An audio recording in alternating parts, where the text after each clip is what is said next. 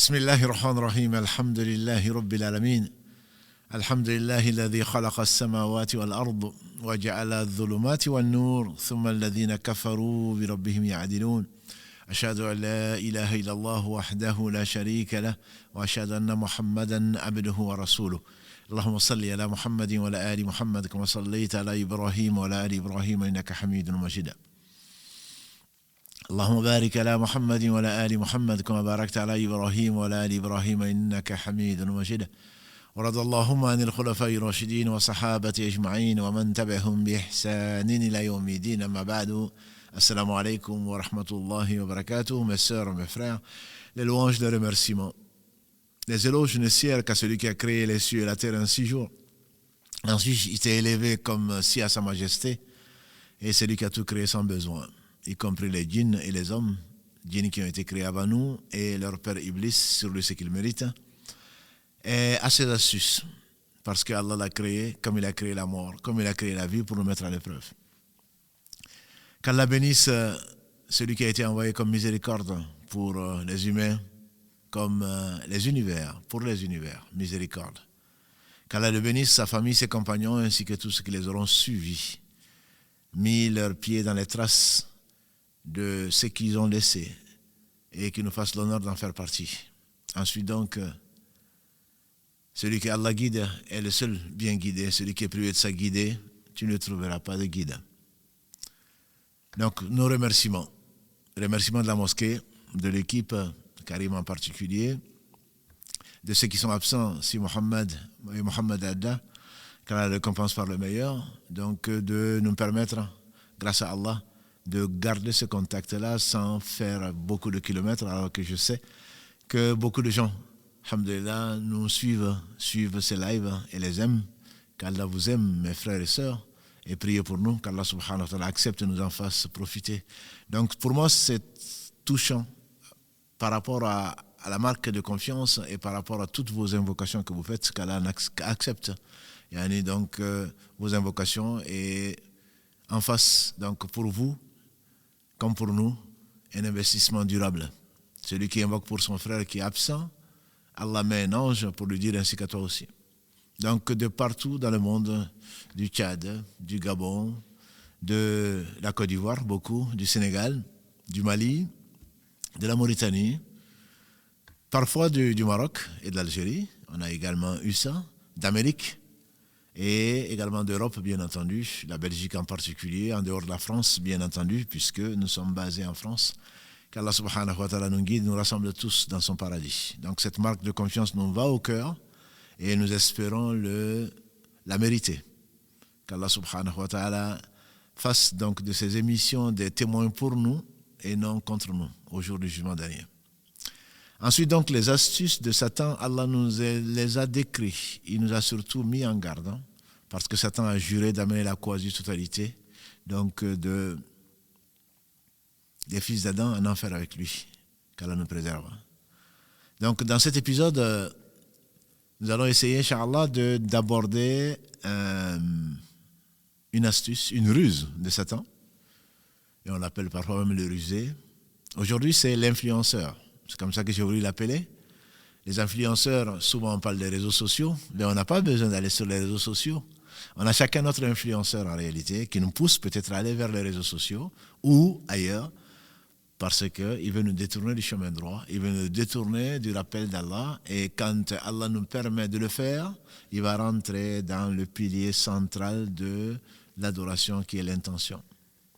L'intention est la chose la plus digne, la chose la plus précieuse de l'adoration. C'est ce qu'on fait dire Omar ibn Khattab, c'est son squelette et le point culminant, l'intention. D'ailleurs, celui qui rapporte ce hadith que nous connaissons tous, en tout cas qui est connu des savants, où il a dit qu'il a entendu le prophète sallallahu alayhi wa sallam dire Innamal a'malu binniyah wa innama likulli imri'in ma nawa. Les actes ne valent que par l'intention qui les anime et à chacun selon son intention.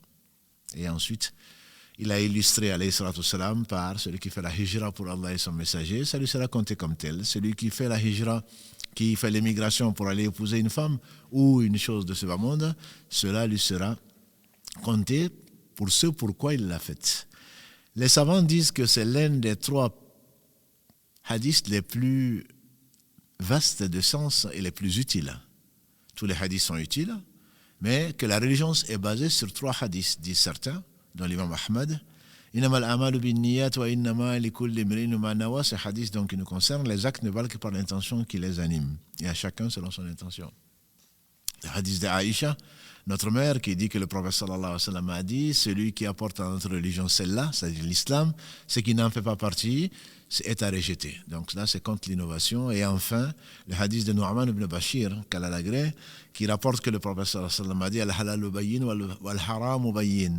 Ce qui est permis est évident, ce qui est interdit est évident. Entre les deux, il y a des choses douteuses. Celui qui s'en éloigne, il préserve et son honneur et sa religion. Celui qui s'en rapproche jusqu'à la fin du hadith. Donc voilà 3 hadiths sur lesquels repose la religion d'après les savants. Et l'imam Al-Shafi'i, qu'Allah lui fasse miséricorde, élève de l'imam Malik, qu'Allah lui fasse tous miséricorde, enseignant de l'imam Ahmad ibn Hanbal, qu'Allah lui fasse miséricorde, on lui fait dire qu'il y a 70 points de fiqh, 70 points de réflexion, de déduction dans ce seul hadith.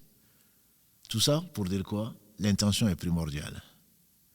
Et un ancien disait, un salaf disait, l'intention est la chose la plus pénible pour l'âme, parce qu'elle ne gagne rien. Purifier l'intention, c'est la chose la plus pénible, al-ikhlas. Allah n'accepte pas une œuvre qu'à 3 conditions. L'islam, comme il le dit dans la sourate 3, verset 85, Al-Ikhlas, wa ma umiru illa liya'budullaha mukhlasina lahu ad-din hunafa, dans la sourate 98, Al-Bayyina, on leur a pourtant ordonné, gens du livre comme nous, que d'adorer Allah en lui vouant un culte exclusif. Allah lillahi dinul khalis, dans la sourate 39, verset 3, Allah dit: la religion entière, mais exclusive, n'appartient-elle pas à Allah?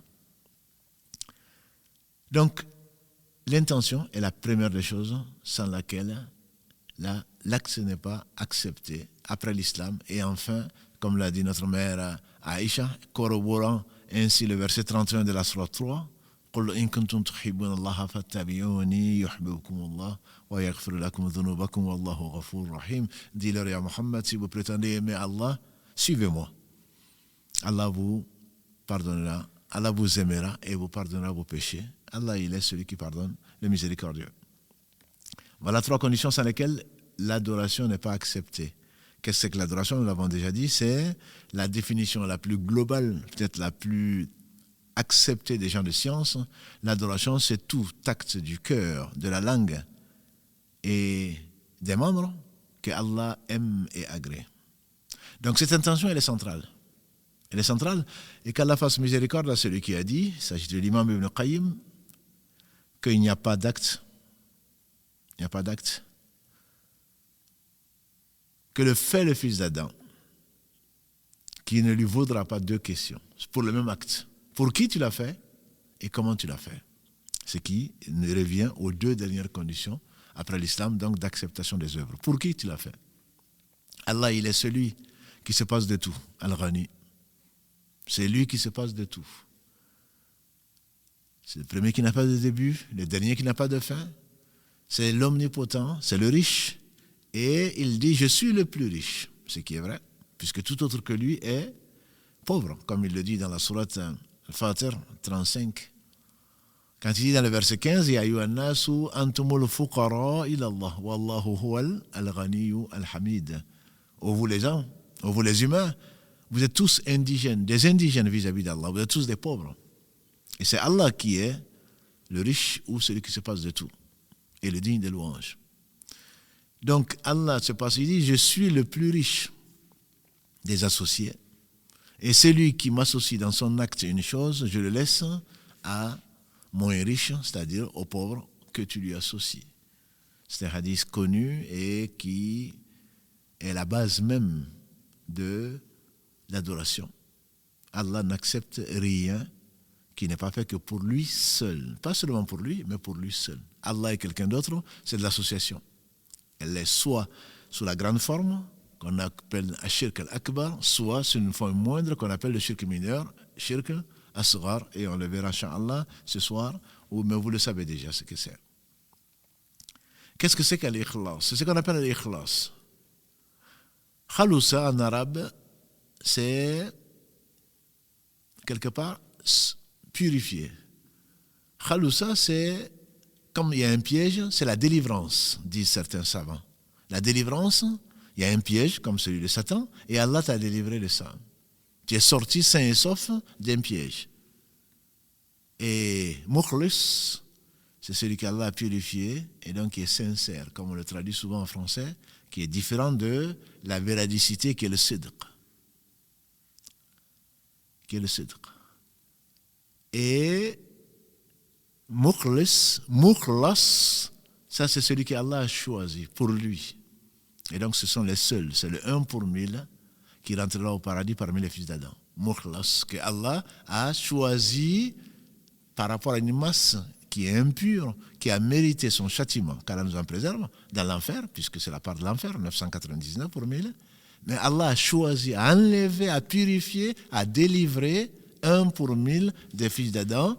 C'est pour cela qu'il a dit à Shaitan, quand, sur lui ce qu'il mérite, quand il a dit « Je les amènerai tous en enfer et tu ne trouveras pas parmi eux que très peu de gens reconnaissants. » Allah a dit « Illa, sauf mes serviteurs que j'ai choisis. » Donc tout ça, ça vient de mukhlis, ça vient de ikhlas, ça vient de khulisa, c'est la purification, la délivrance.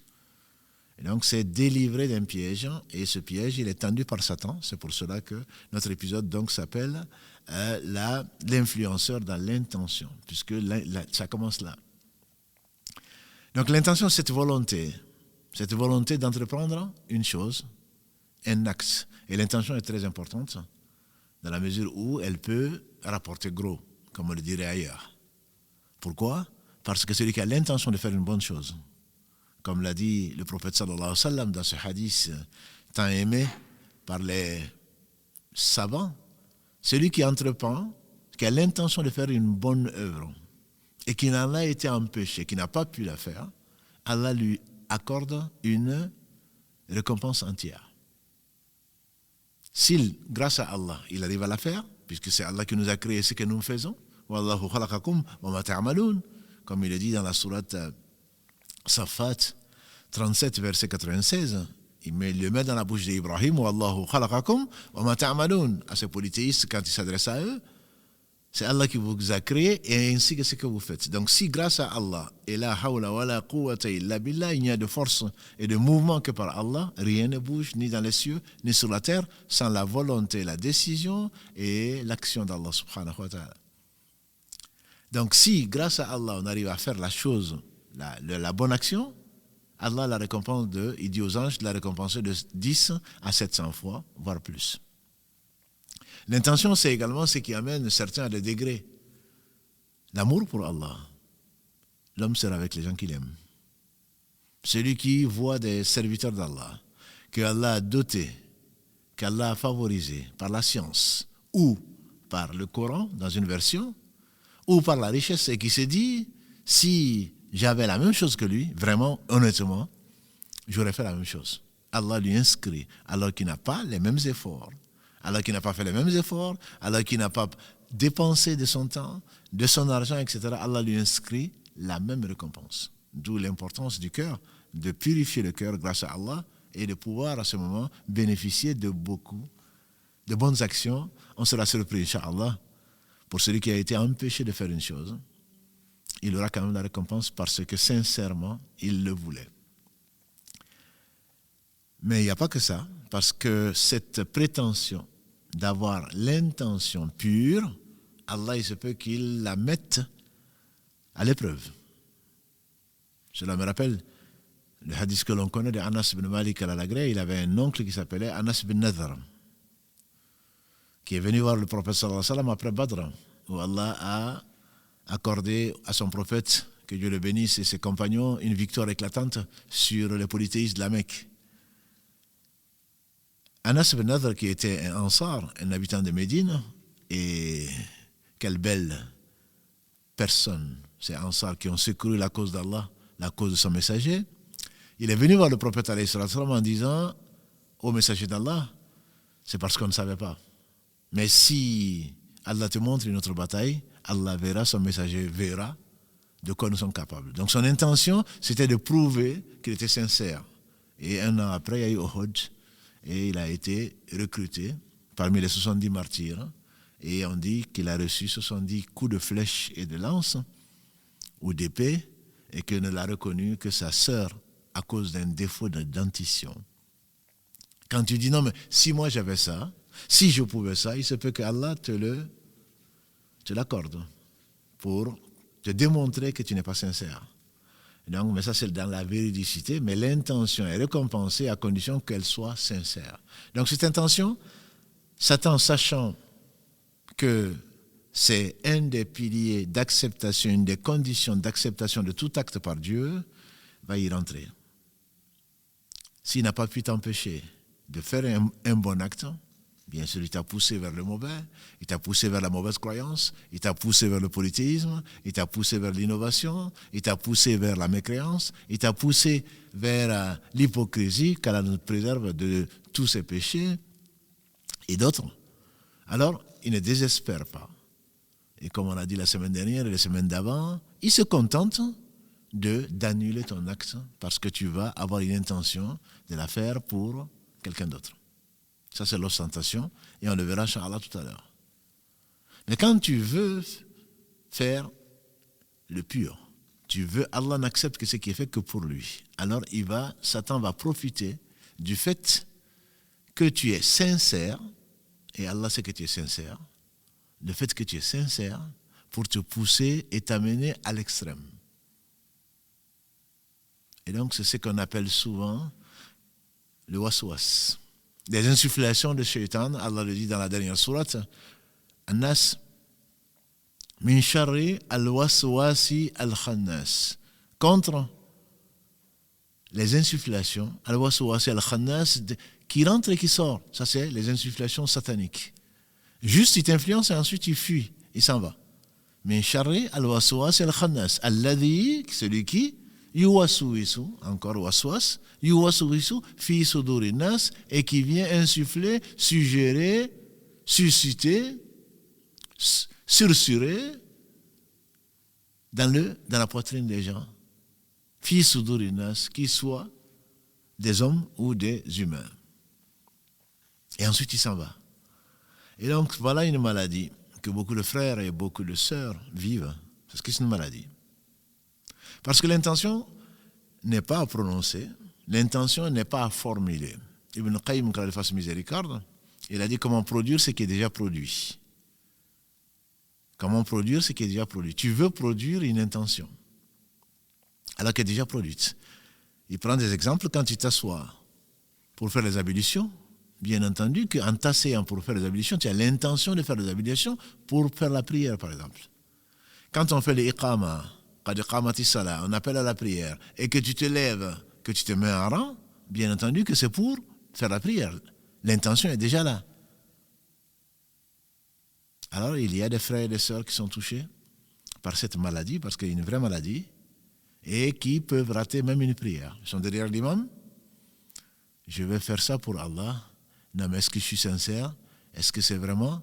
Voilà. Oh Allah, je vais faire cette prière en l'appelant, en la nommant, en direction de la Qibla, pour me rapprocher de toi. C'est une innovation. Et toute innovation est égarement. Et tout égarement conduit en enfer. Il n'y a absolument aucun hadith, aucun dire prophétique, ni dire de compagnons du prophète sallam qu'il formulait l'intention. L'intention, quand on peut en parler, quand on doit la formuler, c'est au hajj ou à la umrah. Labbaik Allahumma bil umrah. Labbaik Allahumma bil hajj. Et donc, oh Allah, me voici, me présenter à toi pour le hajj, parce qu'il y a 3 formes différentes. Pour la umrah, parce que ça c'est une sunna. En dehors de cela, il n'y a pas, ni dans la prière, ni dans le jeûne, c'est dans le cœur. L'intention, son siège, c'est dans le cœur. La langue n'a pas de place dans cela. Si tu penses faire une invocation, une évocation, un dhikr en disant ça, tu as inventé sur le compte d'Allah et le compte de son messager une chose qui est fausse. Et on sait et j'insiste dessus, dans l'adoration, tout est interdit sauf ce qui est permis. C'est-à-dire que quand tu veux adorer Allah, quand tu veux te rapprocher d'Allah, tout ce que tu fais et qui n'a pas été enseigné par le messager d'Allah sallallahu alayhi wa sallam, en termes d'adoration, je dis bien, je ne parle pas des réseaux sociaux, je ne parle pas de ta façon de t'habiller, je ne parle pas de ta façon de te coiffer, mais tu veux te rapprocher d'Allah par un acte qui n'a pas été rapporté du prophète sallallahu alayhi wa sallam, c'est de l'innovation. Et toute innovation est un égarement, et dans une version, tout égarement est dans le feu qu'Allah nous en préserve. Le hadith d'Aïcha, dont on a parlé tout à l'heure, en est une preuve. Toute action, tout acte dans notre affaire qui est l'islam, qui n'a pas été légiféré, est un acte qui est à rejeter. Donc l'intention n'est surtout pas à formuler. Allahumma inni nawaitu, oh Allah, je formule l'intention de faire ceci, cela. Ce n'est pas la peine. Ce n'est pas la peine. Et Satan, il viendra de ton côté en disant, tu sais très bien que Allah n'accepte que ce qui est sincère. Mais est-ce que tu es vraiment sincère? Alors je connais une sœur, qu'Allah l'aide, l'assiste, et je connais des frères qui sont dans ce même cas. Ils peuvent rater une raka. Je vous dis, ils peuvent rater 2 rakas derrière l'imam. Toujours en train d'essayer d'être sincère. Satan, il les pousse à bout. L'imam a déjà fini la première raka, a déjà fini la deuxième raka peut-être, ou juste avant que l'imam ne fasse le recours, la génuflexion, c'est à ce moment qu'il décide d'y aller. Certains ratent la prière ou la refont. Pourquoi? Parce que je ne suis pas sûr que je l'ai faite pour Allah. Je ne suis pas sûr que dans la prière, quand je disais ceci, c'est que vraiment je le savais, vraiment ce que je disais ou pas, ou ma façon de prononcer tel verset, tu n'es pas le prophète, alayhi salatu wassalam. L'ange Gabriel ne t'a jamais visité, à ma connaissance, pour t'apporter le Coran. C'est quelque chose de déconseillé, voire interdit, de se mettre à répéter les versets, parce que je ne suis pas sûr d'avoir dit Bismillahirrahmanirrahim, pour ceux qui sont de cette école-là.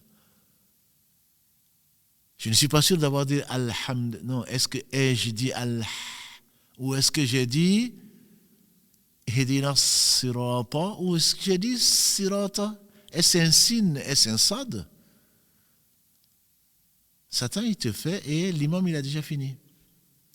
Et puisque tu n'as pas fini la Fatiha, tu vas même te poser la question de savoir, est-ce que ma prière est valable ou pas? Non, et bien sûr qu'il va te pousser à bout. Je connais un frère qu'Allah a guéri, j'espère, de cette maladie, qui, tout en travaillant, faisait ses prières à l'heure. Pour les ablutions que l'on fait maximum en 5 minutes, je dirais même en 1 minute, 2 minutes, il prenait 30 minutes pour faire ses ablutions. Pensant avoir lavé le visage que 1 fois ou 2 fois, il recommençait quand il était arrivé au pied. Alors que ça, on sait bien, en tout cas les gens de science, ceux qui ont appris leur religion, et l'apprentissage de la religion est une obligation pour chaque musulman. Comme l'a dit le prophète sallallahu alayhi wa sallam, talab al-ilmu, la recherche de la science, farida, est une obligation ala kulli muslim, sur chaque musulman.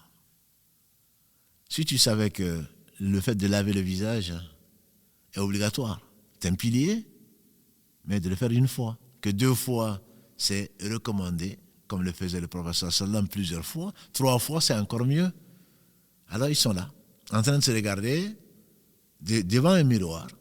Est-ce que j'ai lavé le visage? Est-ce que j'ai touché à mes cheveux? Est-ce que j'ai lavé le... Non, je ne l'ai pas fait. Donc ils recommencent.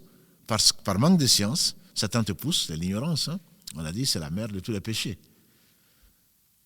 Par manque de science, ils vont recommencer à 0. Même pas recommencer, alors qu'on sait que dans la même séance, quand tu as oublié, par exemple, une obligation comme le visage, que tu arrives à la tête, tu fais le visage et ce qui vient après, c'est-à-dire les mains jusqu'au coude, main droite, main gauche, et ensuite tu viens à la tête, passant par les oreilles, et tu laves les pieds. Non, on va recommencer. Il te met des doutes parce que tu es sincère. Ça, on n'en doute pas. Le problème, c'est que ce n'est pas ça qui t'a été ordonné. Le meilleur des hommes ne l'a jamais fait. Les meilleurs après eux ne l'ont jamais fait. Et donc, le fait d'insister, bien sûr que le prophète sallallahu alayhi wa sallam avait la meilleure des lectures. Bien sûr qu'on sait qu'il lisait doucement. On pouvait compter ses mots, comme ceci a été rapporté de notre mère Aïcha, radiallahu anha. Bien sûr qu'il s'arrêtait à chaque verset, comme pour méditer. Si tu ferais ça, oui, tu aurais fait la sunna. Mais tu ne reviendrais pas. Il n'a pas été rapporté que le prophète sallallahu alayhi wa sallam revenait sur des versets parce qu'il aurait mal, ou s'il serait trompé, ou il aurait mal lu ou récité un verset. Non. Effectivement, il est resté.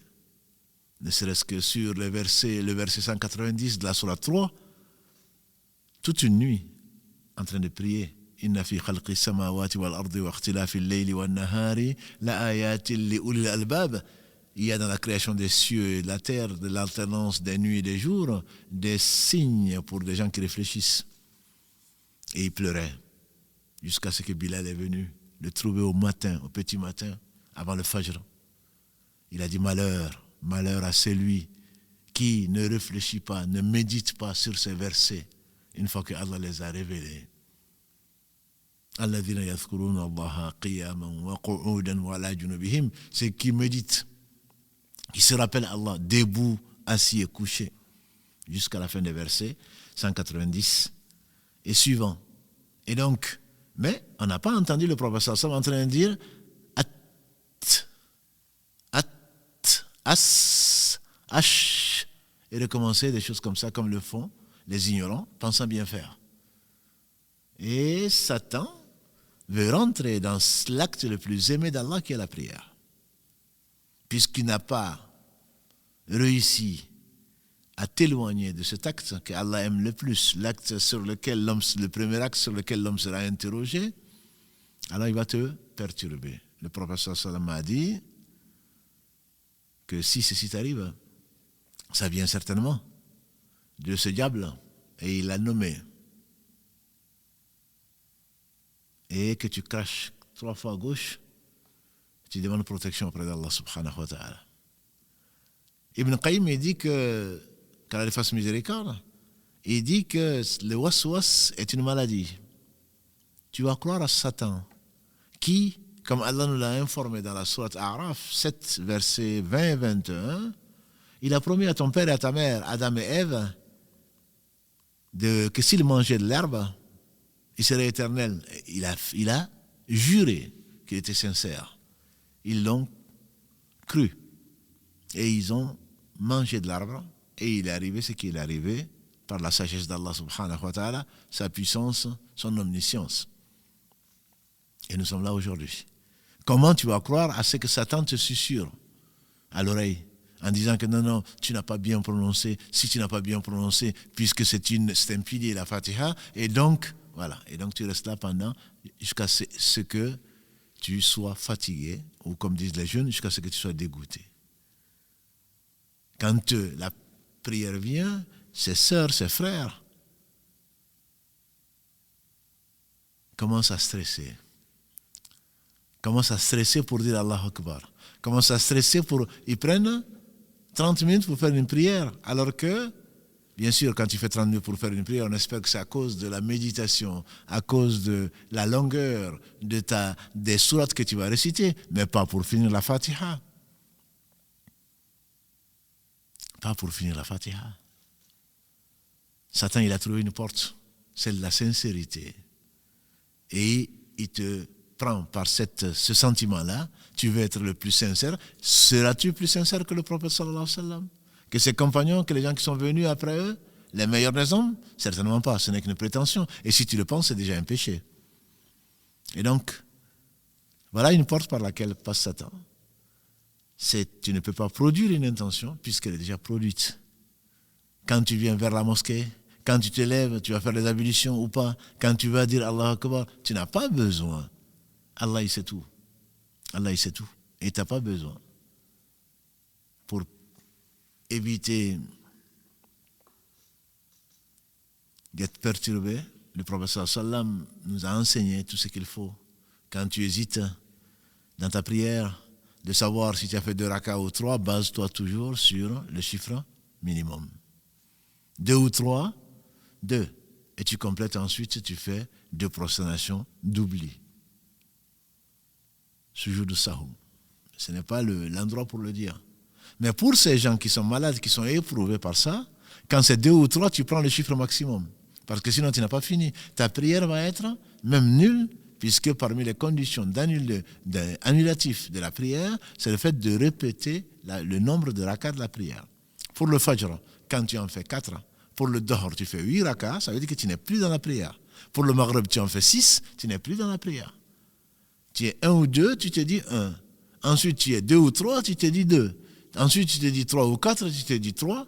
Alors certainement, tu vas arriver à doubler la prière, auquel cas, ta prière est invalide et tu dois la refaire. Donc, tu n'as pas fini.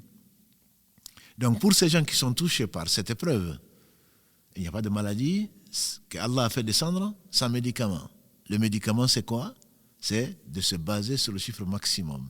C'est de démentir Satan. Satan a trompé ton père et ta mère. Satan veut te tromper et tu vas le croire? Certainement pas. Si tu le crois, c'est ce qu'on appelle donc le doute maladif. On doute de tout. C'est les tocs. On pense que son habit est sale. Pourquoi? Il n'y a pas de preuve. On pense qu'on a perdu les ablutions. Pourquoi? Il n'y a pas de preuve. Le prophète sallallahu alayhi wa sallam a été jusqu'à nous enseigner que celui qui doute s'il a perdu les ablutions ou pas, qui ne quitte pas la prière tant qu'il n'a pas entendu un bruit, pas qu'il a pensé avoir fait un bruit, qu'il a entendu un bruit ou alors il senti une odeur. On a compris? De gaz. Donc pour ces personnes malades et qu'Allah les guérisse, Allah est le seul guérisseur, la solution c'est d'ignorer les waswas, c'est de les ignorer. Si tu n'y arrives pas, tu seras malheureux. Tu t'écarteras de la sunna du prophète sallallahu alayhi wa sallam, mais ça suffit comme malheur. Tu te rendras malade, parce que quand il faut faire la prière en 5 minutes, tu la feras en 10, 15, voire 30 minutes. Tu seras insatisfait parce qu'il va te dire que ta prière est invalide, etc., etc. Il n'y a pas de bien dans autre que la sunna du prophète sallallahu alayhi wa sallam. Il a dit, n'est-ce pas, alayhi salatu salam, chacun d'entre vous aura de sa prière la moitié, le tiers, le quart, jusqu'au 10e. Il n'a dit que personne n'aura de sa prière le 100%. Parce que nécessairement, tu vas être perturbé, nécessairement, ton esprit va vagabonder, nécessairement, c'est la raison pour laquelle mieux vaut le lire doucement, mieux vaut répéter, mieux vaut essayer d'avoir le sens, savoir que Allah y répond. Quand il dit Alhamdulillahi Rabbil Alamin, Allah dit mon serviteur m'a louangé. Ar-Rahman Rahim, Allah dit mon serviteur a fait mon éloge. Maliki Yawmiddin, mon serviteur m'a glorifié. C'est comme si tu attendais la réponse d'Allah. Allah il t'entend, Allah il te voit et Allah il te répond. Comme l'a dit le prophète sallallahu alayhi wa sallam, faites une prière comme si c'était une prière d'adieu, la dernière. Essayons donc de goûter. Mais ça va te donner quoi? 50% au mieux. Mais si tu es, comme beaucoup de ceux qui prient, qui ne représentent malheureusement que 30%, dit-on, des musulmans de France, et ce n'est probablement pas mieux ailleurs, si Allah t'a choisi et t'a rapproché au travers de la prière, si tu fais partie de cette minorité, alors donne à la prière sa valeur. Le prophète sallallahu alayhi wa sallam, quand il lui arrivait quoi que ce soit, une maladie, un souci, quoi que ce soit, une joie même, qu'est-ce qu'il faisait? Il s'adonnait à la prière. Chaque fois qu'il pouvait, il s'adressait à son Seigneur. Il sait qu'il entend. Il sait qu'il exauce. Il sait qu'il voit. Quand il y a un souci quelconque pour la communauté, quand c'était dans la mosquée, il appelait Bilal de nous alléger avec l'appel à la prière. Parce que quand il était en prière, à son exemple, les compagnons du prophète sallam et les gens qui suivaient, quand ils étaient en prière, tu pouvais t'adresser à eux sans qu'ils entendent. Ils étaient coupés du monde. Et comme le dit un homme, un contemporain, qu'Allah le reforme, il disait être parmi les gens, mais avec Allah. Être parmi les gens, mais avec Allah. Il a été raconté que certains qui étaient dans le Ribat, on a dit que Marabout vient de là, Ribat c'est la garnison de protection, l'avant-garde de l'armée, et qu'ils étaient en train de défendre les musulmans. Ils étaient donc en première ligne. Ils étaient 2.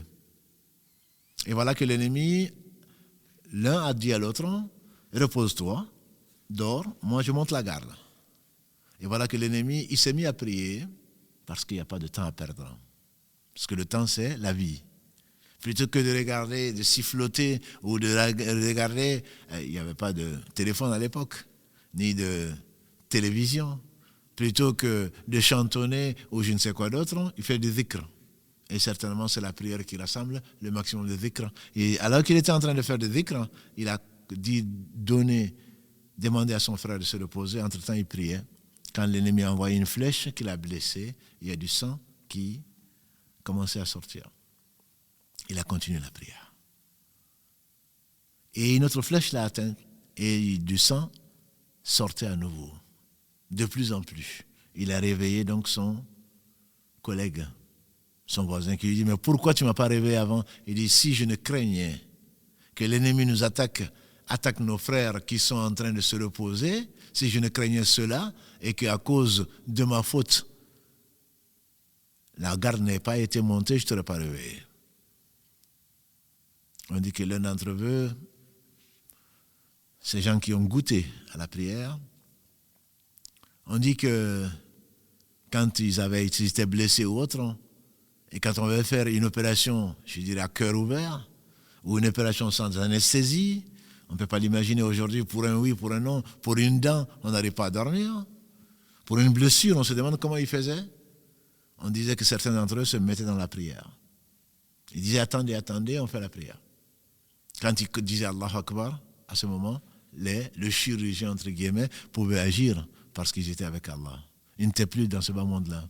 On leur coupait les pieds, on leur coupait une jambe, on leur coupait autre chose, alors qu'ils étaient encore en train de faire la prière, parce qu'ils étaient absents. Satan n'avait pas de prise sur eux, surtout dans la prière. Et donc ce waswas, c'est ce qui mange un certain nombre de frères et de sœurs, et c'est une vraie maladie. Ne fais pas croire, si tu crois à ce que raconte Satan, c'est que tu ne le connais pas. Satan est notre ennemi. Ne crois pas à ce qu'il va te dire. Il a trompé plus d'un. Alors ne crois pas. Si ça te vient, laisse passer. Comme l'a dit le prophète sallallahu alayhi wa sallam, Satan ne va pas s'arrêter. Il va te demander qui a créé ceci. Tu vas dire c'est Allah. Qui a créé cela? Tu vas dire c'est Allah. Il va te dire qui a créé Allah. Quand tu arrives là, dis je crois en Allah. Passe. Je crois en Allah.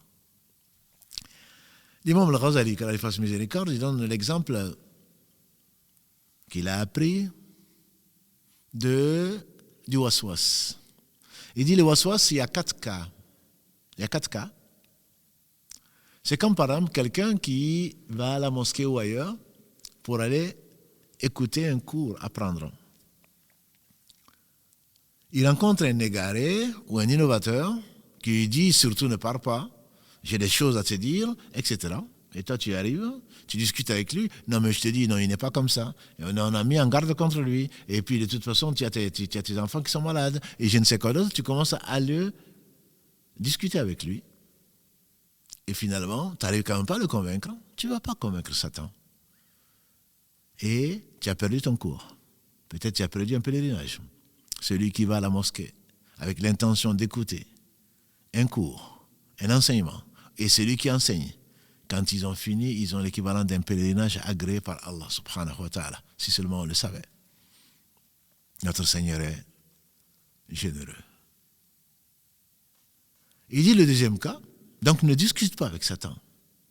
Oui, mais non, mais tu n'es pas sincère, peut-être que ne discute pas avec lui. Il dit, le deuxième cas, c'est quelqu'un qui va donc à ce cours, il va à la mosquée et il rencontre quelqu'un qui essaie d'argumenter, de discuter avec lui. Il s'arrête un peu, mais comme il sent que ça ne servait à rien, il continue sa route. Il dit celui-là est mieux, bien sûr, que le premier, mais en réalité, il a quand même perdu une partie du cours. Il a perdu au moins son temps. Troisième cas, qui est encore meilleur que les 2 premiers, c'est quelqu'un qui part, il rencontre cet innovateur, ce Satan humain qui est en train de le retarder, et lui, il ne s'arrête même pas. Il ne s'arrête pas, il continue. Il n'a pas raté son cours. Il est mieux que les 2 premiers, mais il y a encore mieux, c'est le 4e cas. Le 4e cas, c'est quoi? C'est que celui qui, dès qu'il voit cet innovateur, il accélère le pas pour aller vers sa direction. Et c'est le plus redoutable à Satan. Dès que Satan t'amène quelque chose, tu insistes pour la chose. C'est pour cela que les gens de science disent que quand tu doutes de l'intention, surtout n'arrête pas. Parce que tu auras satisfait ton ennemi qui est Satan. Tu redoubles encore d'efforts, et là tu verras que Satan il va t'abandonner. Satan il va t'abandonner parce que c'est pas, là tu gagnes encore plus que s'il n'était pas venu t'insuffler des mauvaises idées. Et donc Satan rentrant dans l'intention, et c'est celle qui l'intéresse, il a été la cause du malheur de beaucoup. Et il sera la cause du malheur de beaucoup au travers de quoi? Au travers du fait de lui obéir en associant dans ton intention autre qu'à Allah subhanahu wa ta'ala, ce qu'on appelle l'ostentation. L'ostentation, c'est le fait de faire des choses pour se faire voir, des choses que l'on veut, que l'on doit faire pour Allah, comme la prière, comme le hajj, comme autre chose, mais on le fait pour Allah et quelqu'un d'autre. Je fais ça pour Allah, des choses que l'on juge dans de l'adoration, mais tu fais pour Allah, Allah seul le sait. Mais n'oublie pas que Allah sait le tréfonds des cœurs. Allah sait, même le subconscient. Il n'y a pas une feuille qui tombe, comme Allah dit dans la sourate An'am 6, les bestiaux, verset 59. Et il n'y a pas une feuille qui tombe. Il n'y a pas une goutte sans qu'Allah ne le sache. Donc méfie-toi, ne pense pas que tu vas tromper Allah.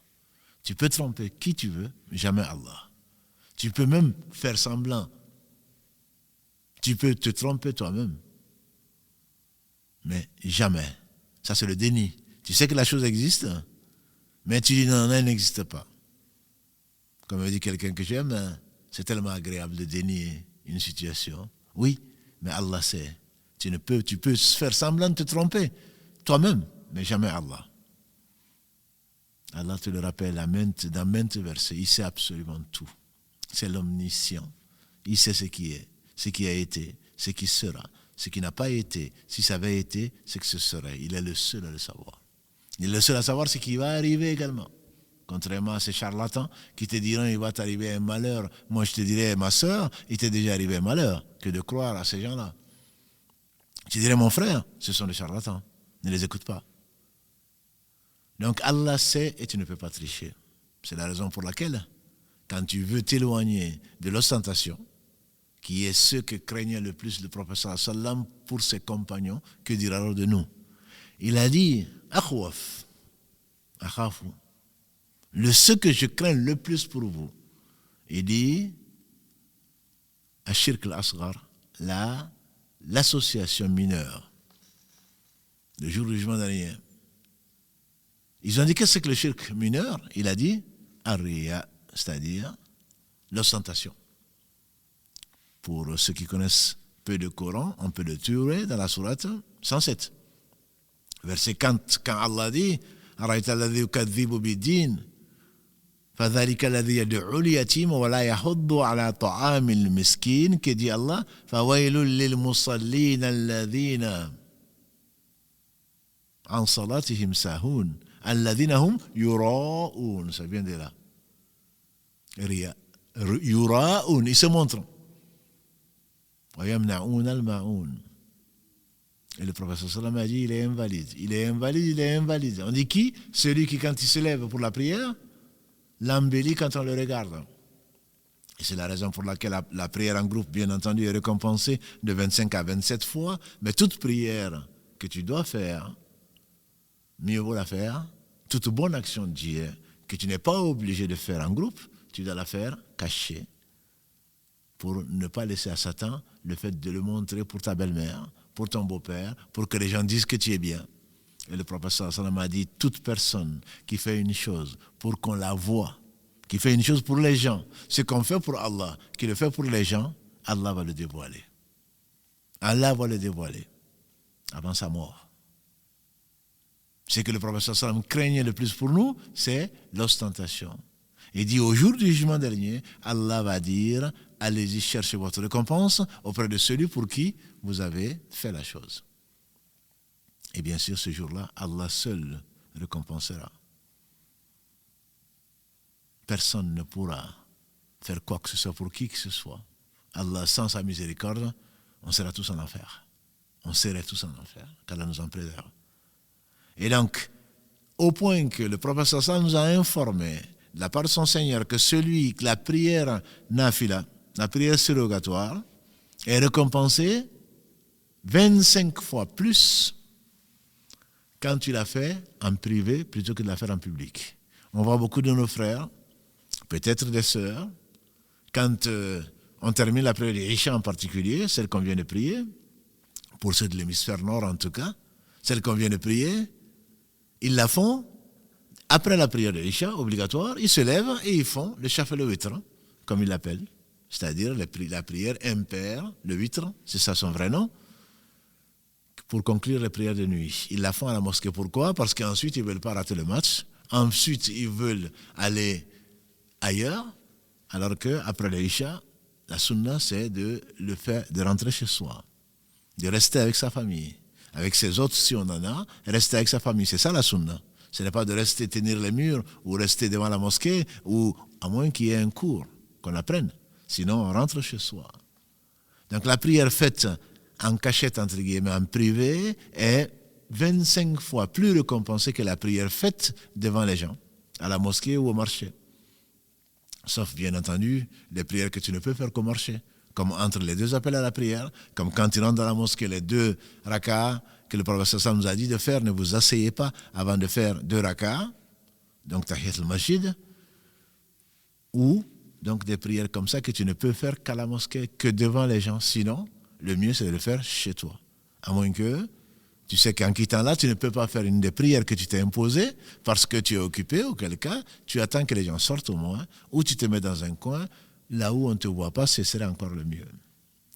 Parce que l'ostentation, voilà une cible que Satan vise, dans la mesure où, comme on l'a dit, Allah subhanahu wa ta'ala, le majestueux, l'exalté, celui qui n'a besoin de rien, est unique. Il n'accepte pas qu'une œuvre lui soit adressée et qu'on lui associe quoi que ce soit. Vous connaissez certainement les 3 premiers combustibles de l'enfer. Le hadith qui me vient en tête, ce n'est pas la seule version. Mais celui qui me vient en tête, il y a un tabi'i, un épigone, 2e génération, celle qui a suivi les meilleurs des hommes, qui est la meilleure des générations après celle des compagnons du prophète sallallahu alayhi wa sallam, qui elle-même est la meilleure des générations, qui sont les meilleurs après les prophètes, que Dieu les bénisse tous. Quelqu'un est venu trouver Abu Huraira, Kalalagré, celui qui a rapporté le plus de hadiths du prophète sallallahu alayhi wa sallam. Allah lui a donné une mémoire excellente au travers de l'invocation du prophète sallallahu alayhi wa sallam. Il avait un souci. Il a dit, ô messager d'Allah, tu dis beaucoup de choses que j'aimerais tant retenir, mais je les oublie. Le prophète sallallahu alayhi wa sallam, j'étais ce qu'il est le messager d'Allah, il a dit, tends ton habit. Il a tendu l'habit et le prophète sallallahu alayhi wa sallam a fait des invocations. Il a dit, ramène l'habit sur toi. Il a ramené l'habit sur lui. Il dit, depuis ce jour, dit Abu Huraira, je n'ai pas oublié un hadith. C'est facile à Allah. Il suffit de croire, il suffit de lui demander, d'être persuadé qu'en invoquant, s'il ne te le donne pas, ce n'est pas parce qu'il ne peut pas. Il t'éprouve, il le retarde peut-être jusqu'au jour du jugement dernier, ou alors il te donne tout de suite, ou un peu plus tard, et il fait ce qu'il veut. Il n'est l'obligé de personne. Mais il est si miséricordieux qu'il répond à tout un chacun. Ô mes serviteurs, ô mes djinns réunis, si vous mettiez à une seule place, la même, et que chacun d'entre vous me demande ce qu'il veut, et que je donne à chacun d'entre vous ce qu'il demande, cela n'amoindrait rien à ce que j'ai, pas plus que l'aiguille trempée dans l'eau de la mer, le peu d'eau que l'aiguille peut emporter en étant retranché de la mer. Imagine tout simplement. Hadith rapporté par l'imam Muslim, très aimé par les savants du Cham, actuelle Syrie, Palestine, etc. Qui est un hadith qui a été rapporté par Abu Dhar, que l'on connaisse le Seigneur pour l'aimer. Et donc Abu Huraira, quelqu'un de la 2e génération lui demande, j'aimerais que tu me dises que tu me racontes. Un hadith. Un hadith que tu as entendu de la bouche du prophète sallallahu alayhi wa sallam. Et les compagnons aimaient parfois dire, j'atteste que ces oreilles que vous voyez ont bien entendu de la bouche du prophète sallallahu alayhi wa sallam ceci et cela. Il a dit, je vais le faire. Un hadith donc qui t'a marqué, choisis-le en fait. C'est pas ce qu'il a dit, mais j'aimerais entendre, et il en a rapporté beaucoup, notamment dans le Bukhari. C'est celui qui a rapporté parmi les compagnons le plus de hadiths du prophète sallallahu alayhi wa sallam. Qu'Allah lui l'agrée. Au travers de ce que Allah subhanahu wa ta'ala lui a enseigné, alhamdulillah, on a retenu beaucoup de choses de la vie du prophète sallallahu alayhi wa sallam qui nous sert aujourd'hui et qui serviront à d'autres. Abu Huraira, donc, qu'Allah l'agrée, il a dit, je vais te le dire. Et il s'est levé. Et avant de parler, il a été pris d'émotion au point qu'il a failli tomber. Il a dit, j'ai entendu le prophète sallallahu alayhi wa sallam dire, et il a failli s'évanouir. Et on l'a redressé. Il a dit, je vais te le dire, le hadith. Debout, ce sont des gens qui vivaient, ils y croyaient. Ils y croyaient à ce que disait le prophète sallallahu alayhi wa sallam. Il dit, je vais te le dire. J'ai entendu le prophète sallallahu alayhi wa sallam, j'ai entendu sa bouche, et il a été pris d'émotion au point qu'il a failli s'évanouir. Et quand il est revenu à lui-même, il a dit, je vais te le dire. Je vais te dire ce que j'ai entendu le prophète sallallahu alayhi wa sallam dire. Il a dit, j'ai entendu le prophète sallallahu alayhi wa sallam dire, il a failli s'évanouir.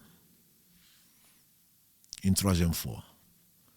Et quand il a fini, quand il est revenu à lui-même grâce à Allah, il a dit, j'ai entendu le prophète sallallahu alayhi wa sallam dire, on va rassembler les premiers et les derniers au jour du jugement dernier sur une même place, sur une même terre. Et on va appeler quelqu'un qui a été favorisé par Allah.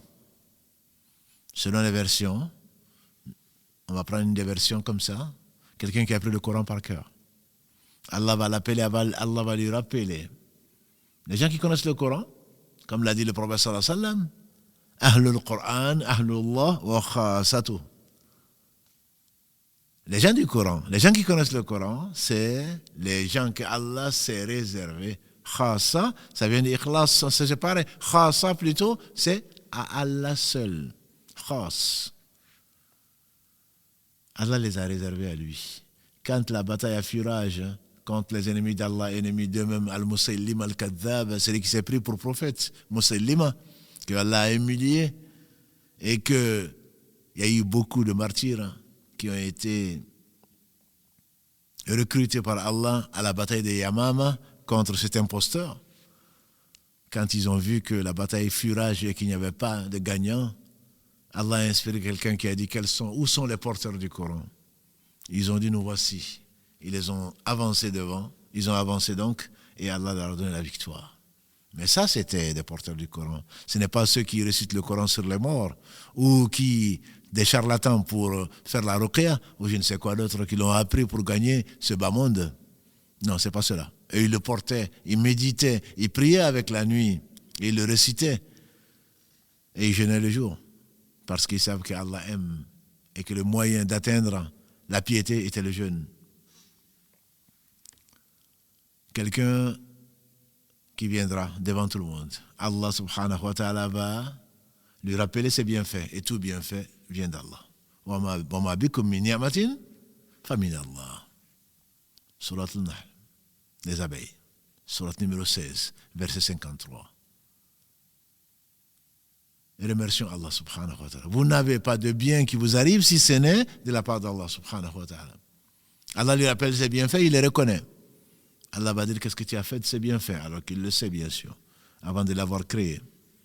Il a dit, tu as descendu un livre merveilleux. Je l'ai appris, je l'ai enseigné. Pour toi, Allah dira, tu mens. Les anges diront, tu mens. Tu n'as fait ça que pour qu'on dise qu'il y a quelqu'un qui connaît le Coran.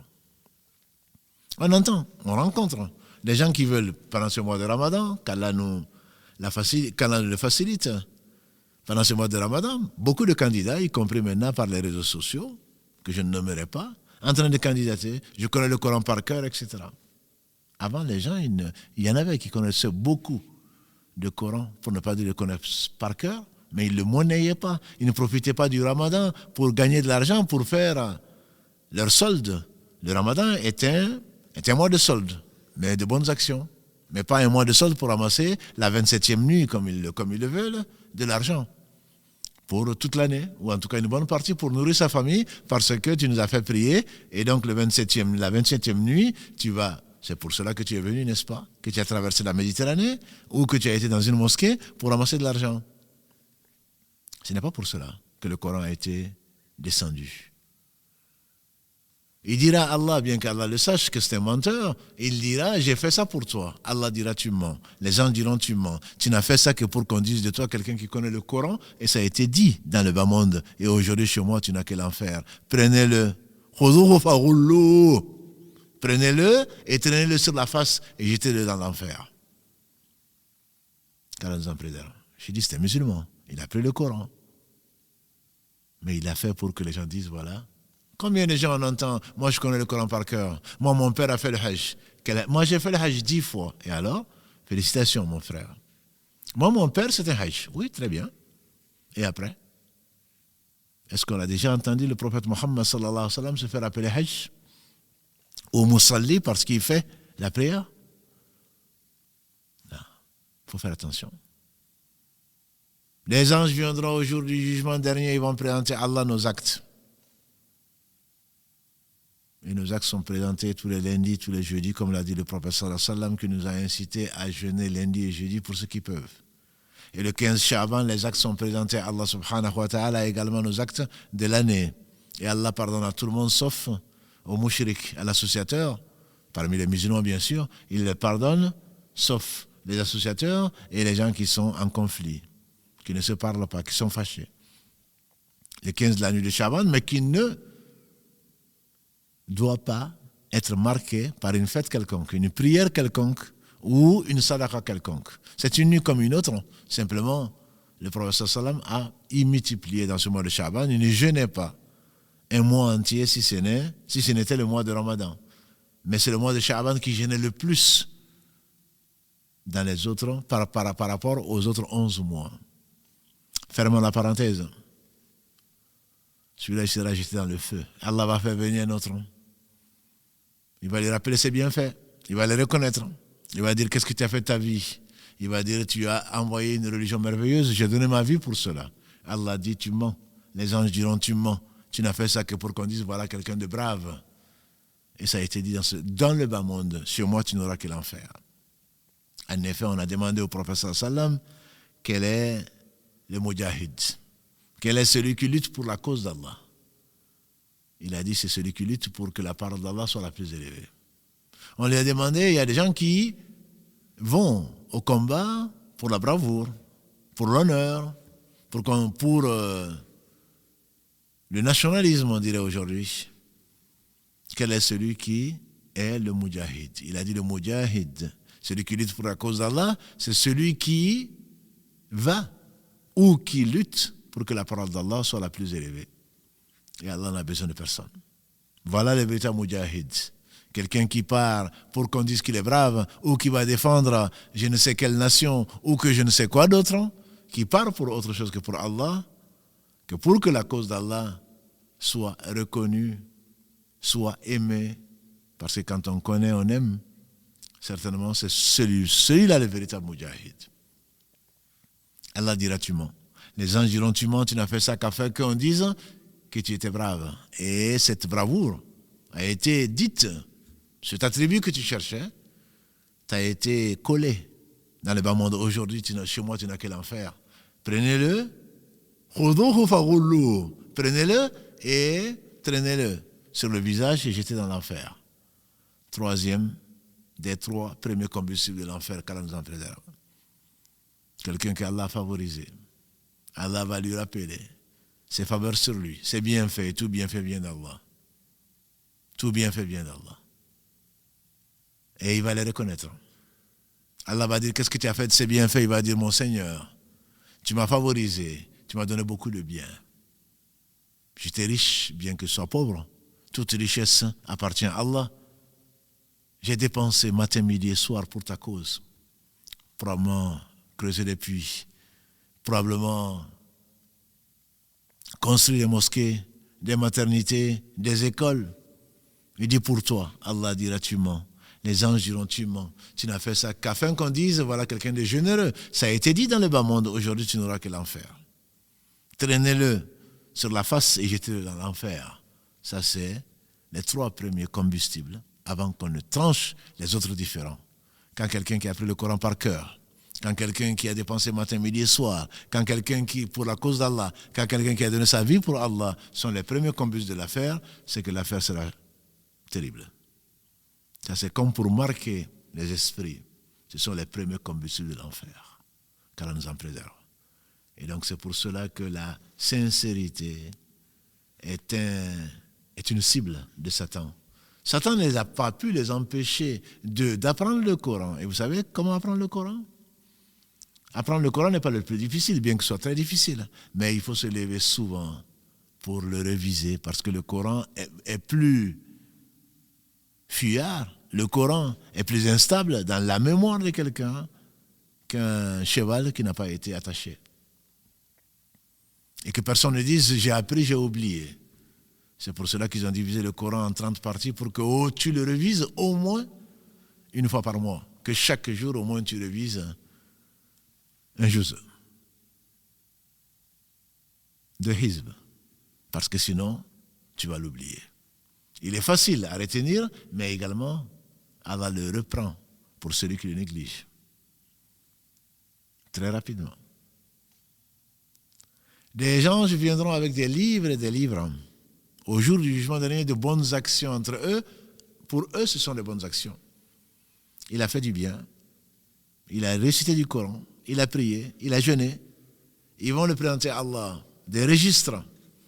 Allah va dire, je n'en veux pas. Je ne l'accepte pas. Les anges vont dire, mais Allah, tu sais que ce sont des bonnes actions. C'est toi qui l'as ordonné. Allah dit, il l'a fait pour autre que moi. C'est là que Satan en enfer, certainement, va se réjouir de récolter toutes les personnes qui sont faites avoir par la mauvaise intention.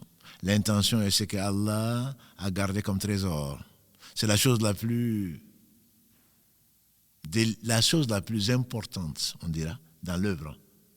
Et Satan ne manquera pas, mon frère, ma sœur, d'attaquer l'intention sur 3 fronts. Avant l'acte. En t'influençant et on a parlé d'influenceurs, en t'influençant pour que tu ne fasses pas l'acte. Et pendant l'acte, jusqu'à ce que tu termines, c'est là où il faudrait un peu détailler, parce que si l'acte est un bloc et que, comme le disait Ibn Rajab, un élève de Ibn Qayyim, qu'Allah le fasse tous miséricorde à nos savants, il est meilleur de cette communauté.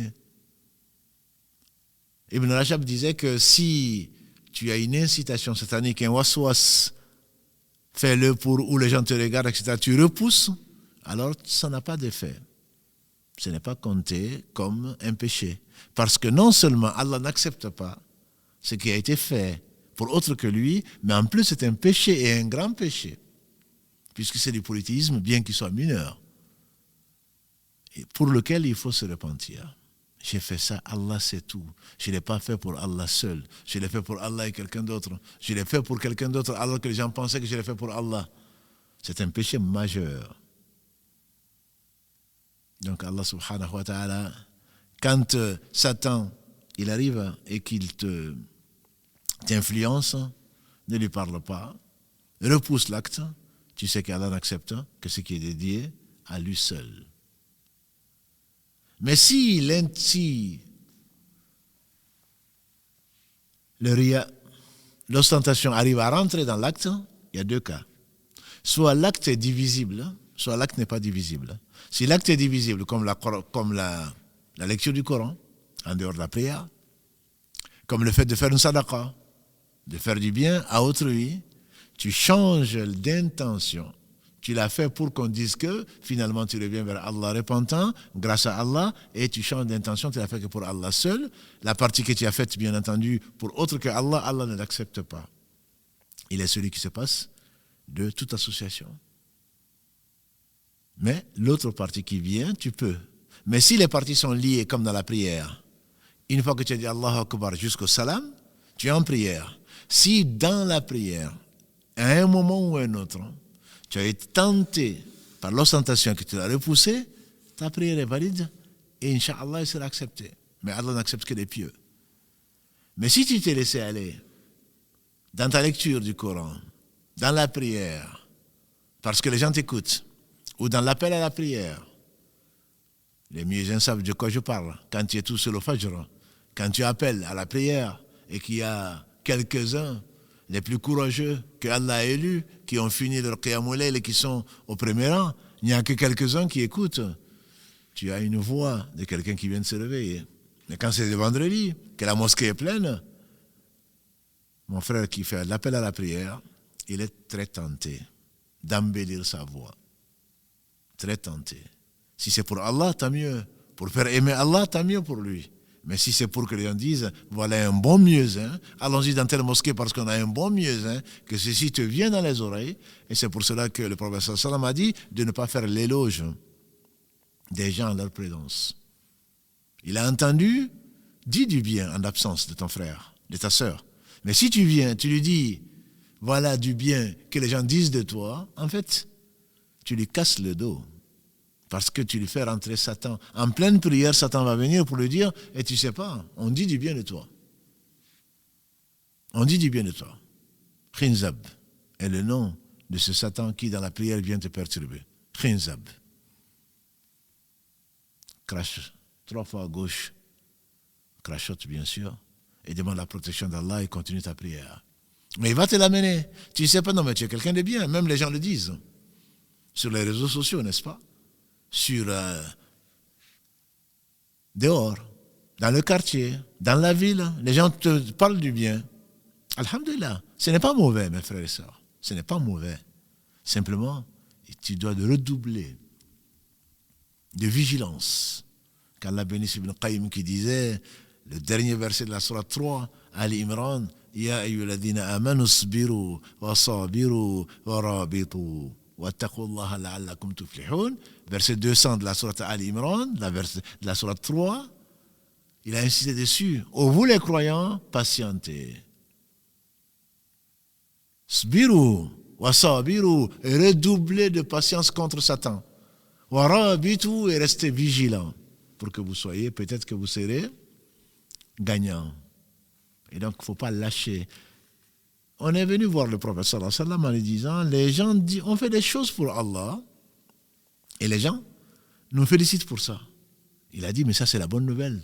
C'est une avance sur consommation. Allah certainement vous a aimé, il vous accordera le paradis, et là les gens vous aiment. Nous avons vu ce hadith que nous aimons beaucoup. Quand Allah aime quelqu'un, il appelle l'ange Gabriel. Oh Jibril, j'aime un tel, aime-le. L'ange Gabriel descend dans les cieux, l'ordonner aux anges qui ne désobéissent pas, aux anges, assemblée d'anges. Allah aime un tel, aimez-le. Les anges l'aiment. Les anges descendent sur la terre et s'aiment, inspirent l'amour de la personne, tant à la baleine qui est au fond de l'eau qu'aux hommes. Et donc c'est une bonne nouvelle. Parce que tu le fais, mais tu le fais pour Allah. Tu le fais pour Allah. Quand Allah déteste quelqu'un également, il appelle l'ange Gabriel. Gabriel, je déteste telle personne. Déteste-le. Gabriel le déteste. Gabriel descend dans les cieux. Il dit aux anges, Allah déteste cette personne. Détestez-la. Et les anges descendent, détestent la personne, descendent sur la terre et sur la mer et inspirent la détestation de cet homme ou de cette femme aux créatures d'Allah subhanahu wa ta'ala. Donc quand les gens ne t'aiment pas, ma soeur, quand les gens ne t'aiment pas, mon frère, pose-toi la question. On aimait le prophète sallallahu alayhi wa sallam. Même ses ennemis l'aimaient. Simplement par orgueil, ils refusaient de croire à son message. Il n'a jamais menti. Il n'a jamais volé. Il n'a jamais triché. C'est le meilleur mari, le meilleur père. Il était le meilleur voisin, il était le meilleur. Il était le meilleur compagnon, sallallahu alayhi wa sallam. Quand les gens ne t'aiment pas parce que tu as un bon comportement, mais que Allah t'a honoré par l'islam, tant mieux pour toi, félicitations. Mais si les gens ne t'aiment pas parce que tu es un mauvais voisin, tu es un mauvais compagnon, tu es un mauvais ami, un mauvais ami, tu es une mauvaise compagnie, tu es une mauvaise sœur, un mauvais frère, un mauvais voisin que l'on fuit nos quartiers, certainement il y a un problème, mon frère. Il y a un problème. Il se peut qu'Allah ne t'aime pas. Et donc, je disais, le fait qu'on te félicite pour ce que tu fais, alhamdulillah. C'est Allah qui t'annonce, Allah qui te donne de l'avance. Un jour meilleur qu'aujourd'hui, le meilleur des compagnons du prophète sallam, Abu Bakr, qu'Allah l'agrée, il était dans une assemblée meilleure que la nôtre.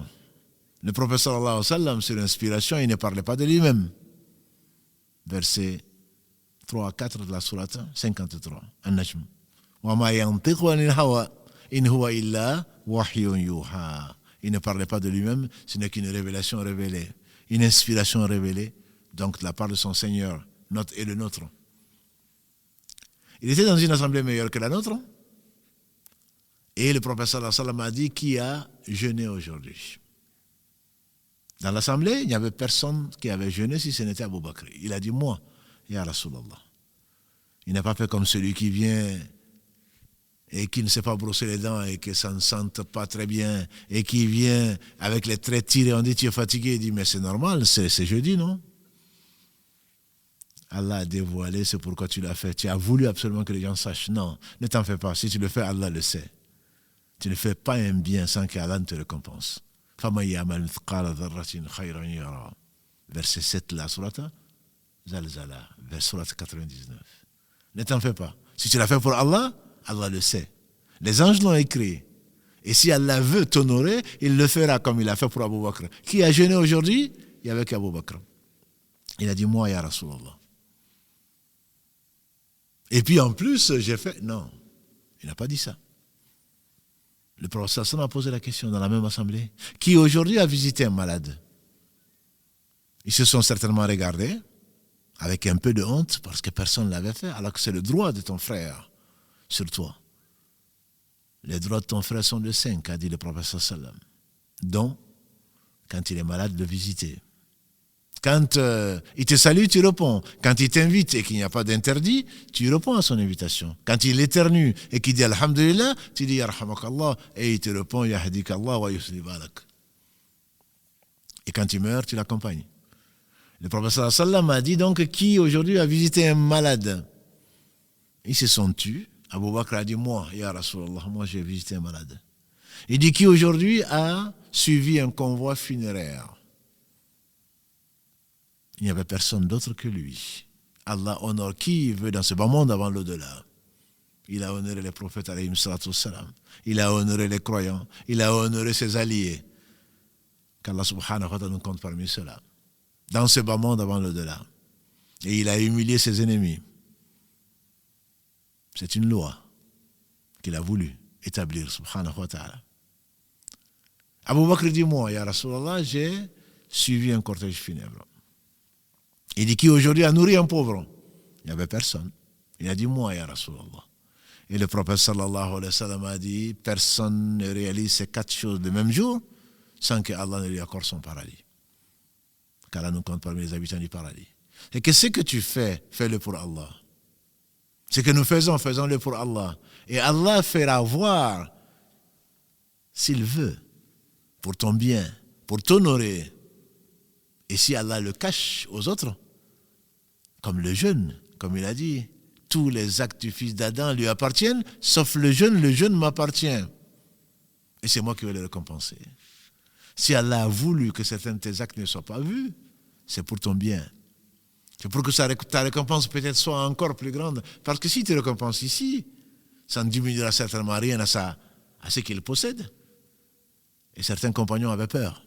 Omar ibn Khattab, qu'Allah l'agrée, il dit, on a reçu tellement de bienfaits que je crains que ce soit notre part de récompense. C'est-à-dire dans l'au-delà, qu'Allah dit à Omar, je t'ai déjà récompensé dans ce bas monde, dans l'au-delà tu n'auras rien. Celui qui n'a rien, bien sûr, il ira en enfer. Et lui, il est au paradis. qu'Allah les gré ainsi que tous les compagnons du prophète sallam. Donc méfie-toi ma sœur, méfie-toi mon frère. Et après l'acte, Satan ne t'a pas abandonné. Si tu introduis quoi que ce soit de l'ostentation dans ton œuvre, Allah ne l'accepte pas, c'est un péché pour lequel tu dois te repentir. Et après l'acte, fais attention. Allah a créé la mort et la vie pour nous mettre à l'épreuve. Et après l'acte, Allah va te donner des occasions.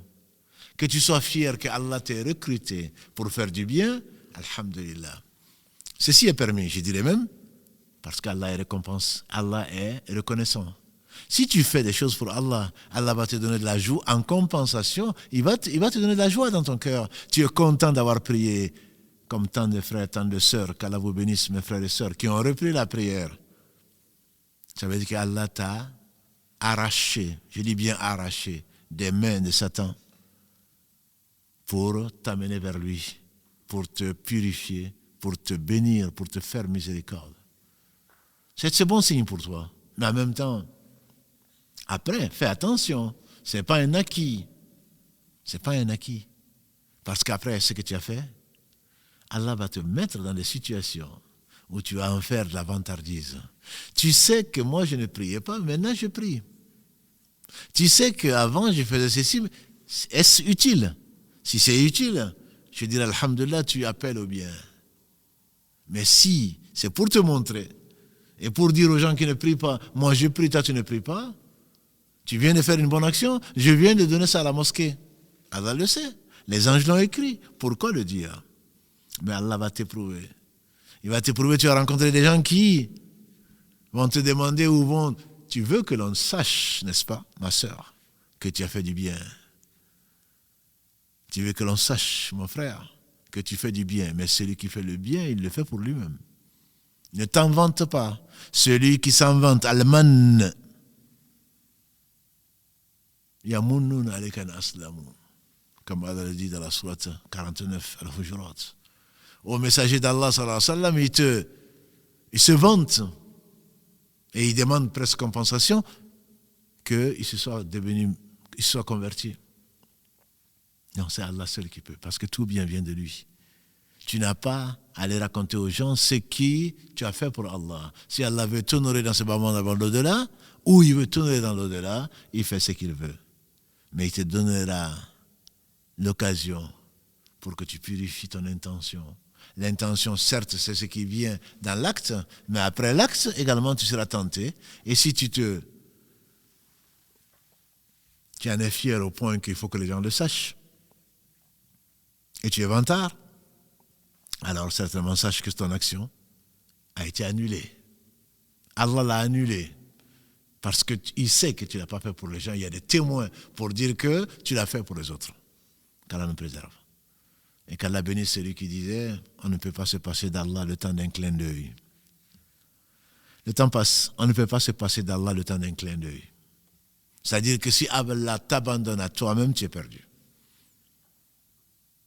Tu penses faire du bien grâce à Allah. Et tu as oublié Allah et tu penses que tu l'as fait grâce à toi-même.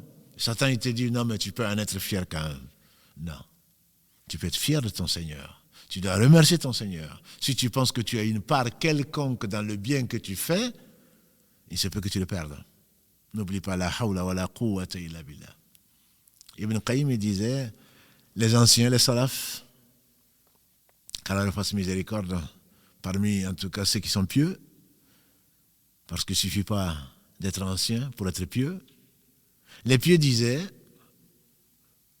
mieux vaut que tu dormes jusqu'au matin et que tu ne t'es pas levé pour faire la prière de nuit, le tahajjud, que chérissait tant le prophète sallam, qui est la lumière du croyant, que tu te sois levé, que tu sois endormi. Alors que si tu te couches avec l'intention de toute façon même de te lever et que tu n'es pas arrivé à te lever parce que Satan a fait ce qu'il a fait dans ton oreille, tu as quand même la récompense à cause de la bonne intention. Mais mieux vaut pour toi que tu ne sois pas levé au dernier tiers de la nuit où Allah descend comme ici à sa majesté, demander qui m'invoque, je lui accorde, qui me demande protection, je lui accorde. Mieux vaut que tu te réveilles donc au Fajr et que tu n'aies pas pu prier ce que tu voulais faire. et que tu sois mécontent, bien entendu, d'avoir raté une occasion, toute occasion ratée dans cette vie, ne reviendra pas jusqu'au jour du jugement dernier. Donc tu n'es pas content de toi. C'est Satan qui m'a empêché. Comme le dit le page qui a accompagné Moussa alayhi salam. Ne m'a fait oublier le poisson que Satan. Mieux vaut ça, mon frère, ma soeur, que de te lever la nuit entière en train de prier jusqu'au point que tu étais fatigué, que tes pieds étaient enflés et que le matin tu sois fier de toi. Pas fier de ton Seigneur, fier de toi. Ah mais moi hier soir, hein. Ça tu te le dis, je ne te parle même pas de quelqu'un d'autre. Hein. Ça tu te le dis. Non mais aujourd'hui, si jamais je mourais là, maintenant, c'est sûr que c'est le paradis. Eh bien non, ça risque d'être l'enfer. Parce que tu es fier de toi. Tu as oublié qu'il y a les forces de mouvement que par Allah. Celui qui l'oublie, c'est un piège de Satan qu'on a déjà vu, l'oubli d'Allah. وَلَا تَكُونُوا كَالَّذِينَ نَسُوا اللَّهَ فَأَنْسَاهُمْ أَنفُسَهُمْ أُولَئِكَ هُمُ الْفَاسِقُونَ. Allah dit dans la sourate 59 Al-Hashr, verset 19, ne soyez pas comme ceux qui ont oublié Allah. Allah les a laissés à eux-mêmes, ils se sont oubliés eux-mêmes. Voilà les pervers. Donc tout bien vient d'Allah. Pour conclure, méfie-toi de ton intention, purifie-la autant que tu peux. Si Satan, fais attention de ne pas y faire entrer Satan, même si les anges ne savent pas pour l'écrire, Allah le sait, Allah n'accepte que le pur. Inna Allah tayyib, la yuqbal illa tayyiba. Allah est pur, Allah n'accepte que ce qui est pur. Tout acte qui est fait pour autre que Allah, Allah ne l'accepte pas. Dans tout acte dans lequel tu associes à Allah, dans tout acte d'adoration, Allah ne l'accepte pas. Et c'est un péché, un très grand péché. C'est pour ça qu'il faut être warabitu. Soyons vigilants, comme Allah le dit à la fin de cette sourate Al-Imran. Sbiru, patientons, le paradis est proche, Inch'Allah. Il y a un paradis dans ce monde, disait Ibn Taymiyyah, qu'il fasse miséricorde. Celui qui n'y vit pas risque de ne pas, en tout cas, rentrer directement au paradis. Il y a un bonheur dans ce bas monde qui découle de la foi. Le fait d'être heureux d'avoir Allah comme Seigneur, l'islam comme religion, Mohammed sallallahu alayhi wa sallam comme guide, c'est ce qu'Allah donne aux gens qu'il aime et qui sont heureux d'avoir Allah comme Seigneur, qu'ils aiment au-dessus de tout, qu'ils se rapprochent par les moyens qu'il a envoyés à par Mohammed sallallahu alayhi wa sallam et qui sont nostalgiques de sa rencontre et même pressés sans pour autant et tout en appréciant les moments qu'ils vivent avant qu'il rencontre notre Seigneur, parce qu'on le rencontrera. On le prie, subhanahu wa ta'ala, de le rencontrer sans jamais lui avoir associé, en tout cas en lui associant à rien.